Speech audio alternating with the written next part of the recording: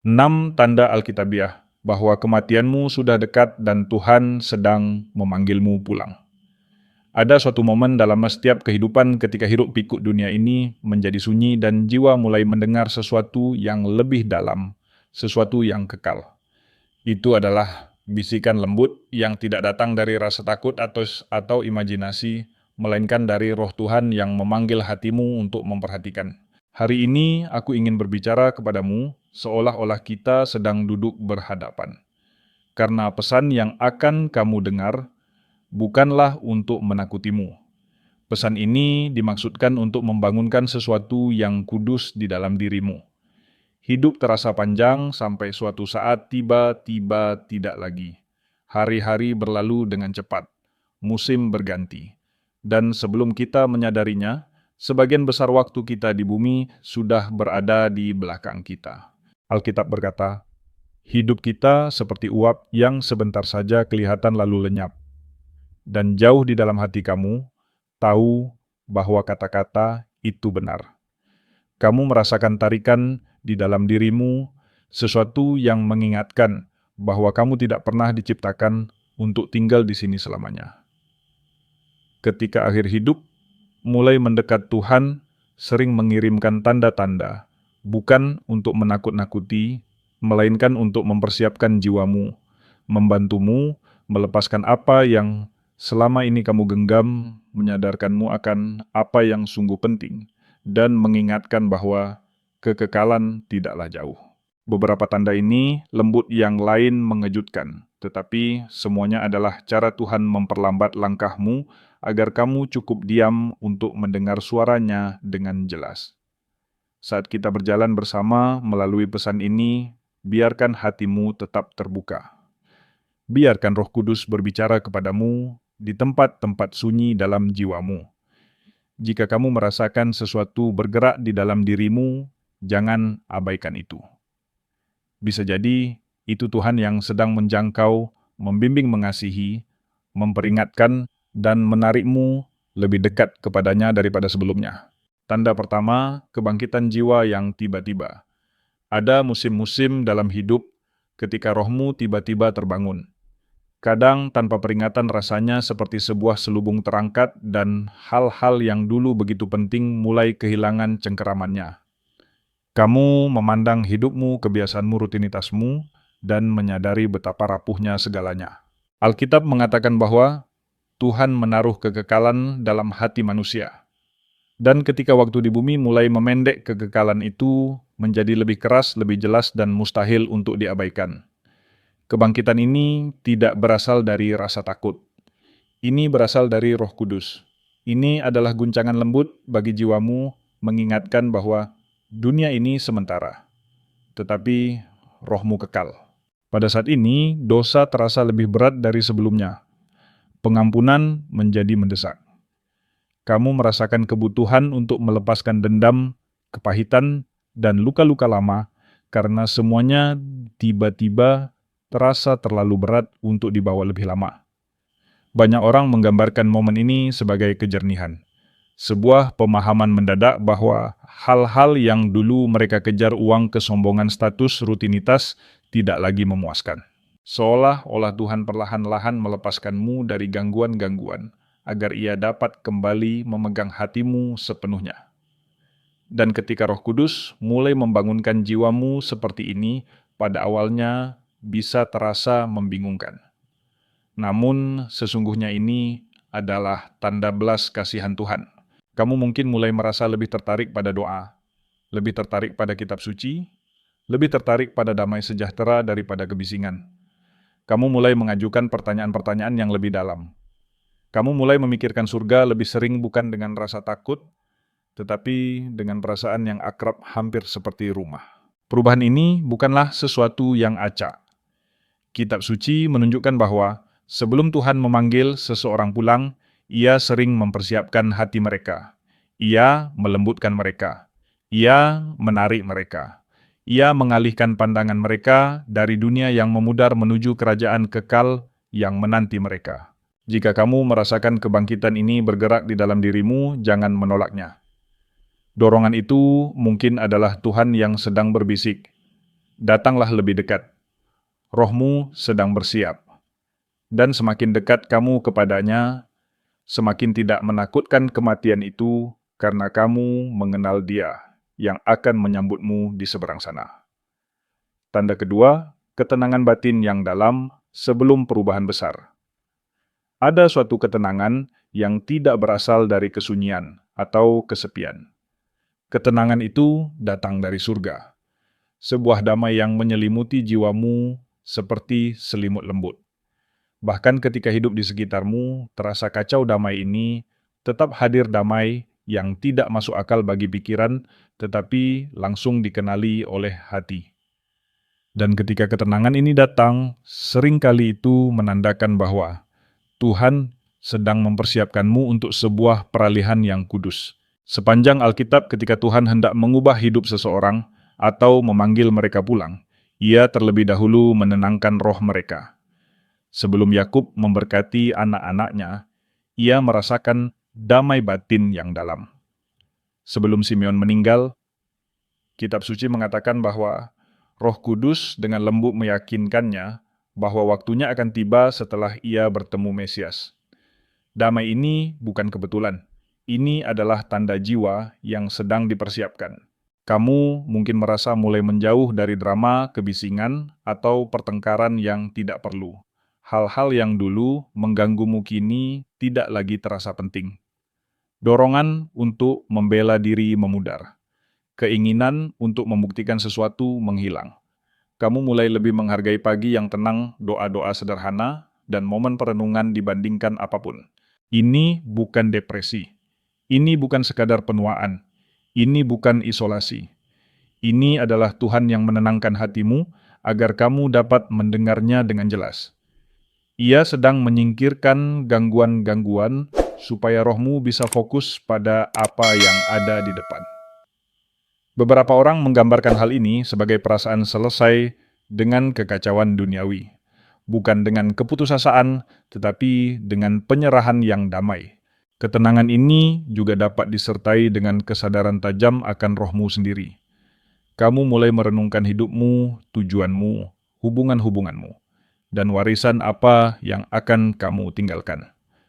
Kamu mungkin merasa didorong untuk melepaskan hal-hal yang dulu kamu pegang erat.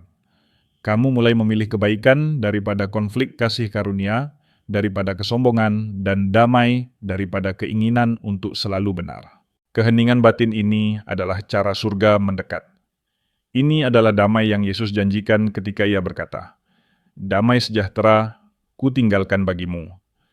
Ketika kematian semakin dekat, bukan secara fisik terlebih dahulu, tetapi secara rohani Tuhan sering membungkus anak-anaknya dengan ketenangan supranatural ini untuk meyakinkan mereka bahwa Ia menyertai mereka.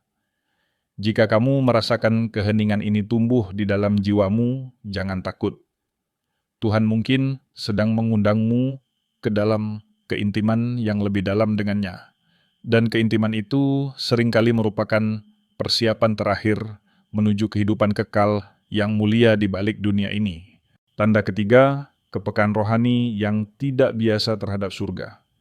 Ada saat-saat dalam hidup ketika surga terasa lebih dekat daripada sebelumnya. Kamu mungkin tidak bisa menjelaskannya, tetapi sesuatu di dalam dirimu menjadi sangat sadar akan hadirat Tuhan. Rohmu menjadi lebih lembut, lebih peka, lebih waspadaan, dan lebih terbangun terhadap hal-hal yang kekal. Ini bukan imajinasi. Ini adalah Roh Kudus yang menggerakkan batinmu.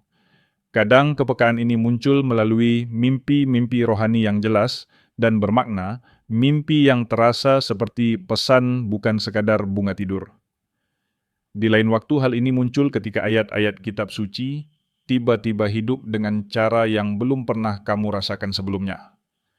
Kamu membaca ayat yang sudah dikenal, tetapi kini ayat itu menembus hatimu dengan tujuan yang jelas. Keinsafan juga menjadi lebih tajam.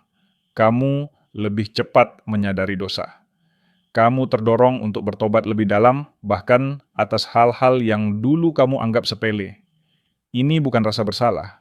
Ini adalah Tuhan yang dengan lembut membentuk rohmu membantu membersihkan setiap beban, agar tidak ada yang menghalangimu dengannya. Banyak orang yang mendekati akhir perjalanan hidup mereka mengatakan bahwa mereka mulai merasakan kehadiran bukan dengan cara yang menakutkan, tetapi menenangkan.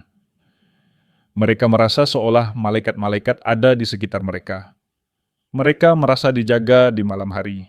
Mereka merasakan hadirat Tuhan dalam saat-saat sunyi.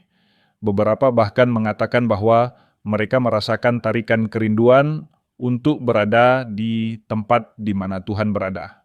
Kepekaan ini juga mengubah cara kamu memandang orang lain. Kamu mulai melihat jiwa, bukan perdebatan. Kamu melihat hati, bukan kekurangan. Kamu mulai mengasihi dengan lebih lembut, berbicara dengan lebih ramah, dan mengampuni dengan lebih cepat. Kamu tertarik pada rasa syukur, keindahan, dan momen-momen hening yang mengingatkanmu pada kekekalan. Seolah-olah surga mulai menyelaraskan hatimu dengan frekuensi rumah sejati milikmu. Ketika rohmu menjadi sangat peka, seringkali itu karena Tuhan sedang menarikmu lebih dekat kepadanya. Ia menyingkirkan penghalang. Ia mengangkat pandanganmu. Ia mempersiapkan jiwamu. Dan semakin kamu menanggapi momen-momen ini, semakin siap hatimu untuk perjalanan besar yang ada di depan. Tanda keempat, pemisahan dari orang kebiasaan atau tempat tertentu. Salah satu tanda yang paling sering terlewatkan bahwa kematian mungkin mulai mendekat adalah pemisahan halus yang mulai terjadi dalam hidup seseorang. Ini bukan penolakan. Ini bukan kesepian. Ini bukan kurangnya kasih. Ini adalah Tuhan yang dengan lembut menarik hatimu menjauh dari dunia, agar Ia dapat berbicara lebih jelas dan mempersiapkan jiwamu untuk apa yang akan datang. Mungkin kamu mulai kehilangan minat pada lingkungan yang dulu memberimu kegembiraan. Percakapan yang dulu terasa menguatkan kini terasa melelahkan. Aktivitas yang dulu memenuhi harimu tiba terasa hampa. Rohmu mulai tertarik pada hal-hal yang sungguh penting, damai, kasih, kebenaran keluarga, dan terutama Tuhan. Pemisahan ini seringkali mencakup relasi. Bukan karena kamu berhenti mengasihi orang lain, tetapi karena rohmu merasakan sesuatu yang belum dapat dijelaskan oleh pikiranmu. Waktumu di dunia ini sedang bergeser. Kamu mulai melepaskan dendam, mengucapkan kata-kata yang lebih lembut, menghargai orang lain lebih dalam, dan tidak lagi menuntut banyak dari mereka. Kamu perlahan menjauh dari konflik yang dulu akan kamu hadapi tanpa ragu. Terkadang pemisahan ini juga muncul melalui perubahan fisik. Tempat-tempat tertentu terasa asing. Kebiasaan-kebiasaan tertentu tidak lagi sesuai dengan siapa dirimu sekarang. Kamu mungkin merasa tertarik menjauh dari kebisingan kekacauan atau keramaian dan tertarik pada kesendirian serta doa. Ini bukan penarikan diri. Ini adalah persiapan. Dalam Alkitab, beberapa hamba Tuhan mengalami pola yang sama. Musa memisahkan diri sebelum Tuhan memanggilnya pulang. Yakub menarik diri dan mengucapkan berkat atas anak-anaknya. Raja Daud menghabiskan hari-hari terakhirnya dengan memusatkan hati sepenuhnya pada hadirat Tuhan. Dalam setiap kasus, Tuhan sedang mengarahkan hati mereka menuju kekekalan. Pemisahan ini adalah belas kasihan Tuhan. Ia sedang melonggarkan ikatan duniawi, agar rohmu tidak lagi melekat pada hal-hal yang tidak dapat kamu bawa ke dalam kekekalan. Ia mengarahkan wajahmu kepadanya, mengajarkanmu untuk memegang dunia dengan ringan dan surga dengan erat. Jika kamu merasakan tarikan lembut ini, jangan salah memahaminya. Bisa jadi Tuhan sedang mengundangmu ke dalam kemurnian tujuan dan keintiman yang lebih dalam dengannya. Tanda kelima, keinginan yang kuat untuk membereskan segalanya. Saat kematian mulai mendekat, terkadang berbulan-bulan, bahkan bertahun-tahun sebelumnya, banyak orang merasakan dorongan kuat untuk membereskan segala sesuatu. Ini bukan rasa bersalah. Ini bukan ketakutan. Ini adalah Roh Kudus yang bekerja di dalam hati mendorongnya untuk menutup semua yang belum selesai sebelum memasuki kekekalan. Keinginan ini sering muncul secara tiba-tiba seperti sebuah suara lembut di dalam yang berkata, "Beresi rumahmu." Kamu mungkin merasa terdorong untuk mengampuni seseorang yang sudah bertahun-tahun tidak kamu ajak bicara, atau merasa perlu meminta maaf kepada seseorang yang pernah kamu sakiti. Kamu mungkin ingin memberkati seseorang, mendoakan seseorang, atau mengucapkan kata-kata yang terlalu lama kamu simpan. Dorongan-dorongan ini bukan kebetulan. Ini sangat rohani. Sepanjang Alkitab, orang-orang beriman merasakan urgensi yang sama. Yakub mengumpulkan anak-anaknya untuk memberkati mereka. Daud mempersiapkan pesan terakhirnya. Paulus menulis surat-surat terakhir untuk menguatkan jemaat. Ada sesuatu yang kudus dalam keinginan agar bagian akhir hidupmu mencerminkan kasih karunia Tuhan, bukan luka-luka lama. Terkadang keinginan ini muncul sebagai kebutuhan untuk mengekspresikan kasih dengan lebih terbuka. Pelukan terasa lebih lama. Kata aku mengasihimu diucapkan lebih sering. Kamu menjadi lebih sadar akan rapuhnya waktu dan tidak ingin meninggalkan apapun yang tidak terucap. Kamu menginginkan damai dalam relasi, damai dalam rohmu, dan damai dengan Tuhan. Kamu juga mungkin mulai merenungkan hidupmu dengan cara yang belum pernah kamu lakukan sebelumnya. Menilai pilihan-pilihanmu, memikirkan warisan yang akan kamu tinggalkan, menyadari apa yang sungguh berarti, dan apa yang sebenarnya tidak pernah penting. Perenungan ini bukan untuk melemahkanmu, ini untuk memurnikanmu. Tuhan sedang membantu jiwamu melepaskan beban yang tidak perlu, agar kamu dapat melangkah ke dalam kekekalan dengan hati yang bersih dan damai. Tanda keenam, tarikan yang tak terjelaskan menuju rumah. Ada suatu momen yang hening kudus dan tak terbantahkan ketika jiwa mulai merindukan rumah. Bukan rumah masa kecilmu, bukan kota tempat kamu dibesarkan, tetapi rumah sejati yang untuknya kamu diciptakan hadirat Tuhan. Kerinduan ini lebih dalam dari nostalgia, lebih dalam dari kegelisahan, lebih dalam dari keinginan duniawi manapun. Ini adalah roh yang merasakan bahwa perjalanannya di bumi hampir selesai. Banyak orang menggambarkan perasaan ini sebagai kesiapan pelepasan dan pemahaman tenang bahwa mereka telah menjalani hidup yang Tuhan izinkan bagi mereka. Dan kini jiwa mereka tertarik pada kekekalan. Tidak ada kepanikan, tidak ada keputusasaan, hanya damai. Seperti seorang musafir yang telah menempuh perjalanan panjang dan akhirnya melihat cahaya rumah di kejauhan. Tarikan ini dapat muncul dalam berbagai bentuk. Kamu mungkin menjadi kurang terikat pada hal-hal materi. Kamu kehilangan minat pada pertengkaran gosip atau ambisi duniawi. Kamu lebih sering tertarik untuk berdoa. Kamu memikirkan surga bukan dengan rasa takut, tetapi dengan harapan dan ketenangan. Rohmu seakan condong ke depan mendengarkan suara Tuhan. Dalam kitab suci, kerinduan ini tercermin dalam kata-kata Paulus ketika ia berkata bahwa keinginannya adalah berangkat dan diam bersama Kristus yang jauh lebih baik. Ia tidak menyerah pada hidup. Ia hanya menyadari bahwa surga adalah tujuan sejatinya. Banyak orang percaya mengalami kerinduan kudus yang sama menjelang akhir hidup mereka. Ini bukan kesedihan. Ini adalah keselarasan. Terkadang tarikan ini muncul sebagai kelelahan fisik yang dalam keletihan yang tidak dapat disembuhkan oleh tidur. Di lain waktu ini muncul sebagai penutupan emosional perasaan bahwa tugas di bumi telah diselesaikan. Kamu merasakan damai di tempat yang dulu penuh tekanan. Kamu merasakan istirahat di tempat yang dulu penuh pergumulan. Ini adalah tanda bahwa rohmu sedang bersiap untuk peralihan terbesar dari semuanya.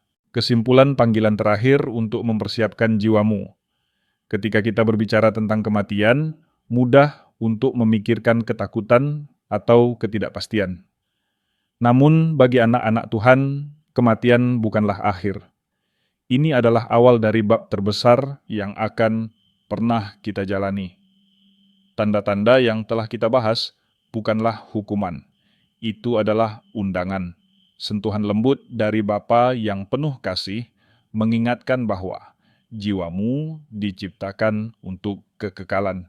Setiap tarikan di rohmu, setiap bisikan keinsafan, Setiap momen keheningan bukanlah kebetulan. Itu adalah suara Tuhan yang menarikmu lebih dekat. Itu adalah tangannya yang membentuk hatimu, agar ketika hari itu tiba, kamu tidak terkejut, melainkan disambut dalam damai. Ia tidak ingin menakutimu. Ia ingin menyelamatkanmu, mempersiapkanmu, dan membimbingmu masuk ke hadiratnya dengan kasih bukan ketakutan. Tidak seorang pun dari kita tahu hari atau jamnya, tetapi kita semua tahu bahwa waktu itu rapuh. Dan tragedi terbesar bukanlah kematian, melainkan mati tanpa persiapan. Yesus memberikan hidupnya agar kamu dapat menghadapi kekekalan dengan keyakinan bukan teror, dengan pengharapan bukan penyesalan. Jadi hari ini pilihlah untuk hidup dalam kesiapan. Berjalanlah lebih dekat dengan Tuhan. Bertobatlah dengan cepat. Kasihilah dengan sungguh. Ampunilah dengan bebas. Dan peganglah Tuhan dengan erat.